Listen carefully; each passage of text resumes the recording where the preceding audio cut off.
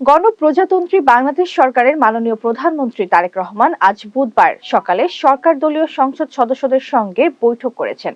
বিস্তারিত ডেস্ক রিপোর্টে। সকাল 11টায় জাতীয় সংসদ সেক্রেটারিয়েট এর পশ্চিম ব্লকে অনুষ্ঠিত এই বৈঠকে সরকার দলীয় সংসদ সদস্যরা অংশ নেন। ঘরে বা ইন্ডাস্ট্রিতে ম্যাগনেস্টার কেবলস, বিশুদ্ধ কপারের নিরাপদ কেবলস, আপনার নিরাপত্তার সঙ্গী।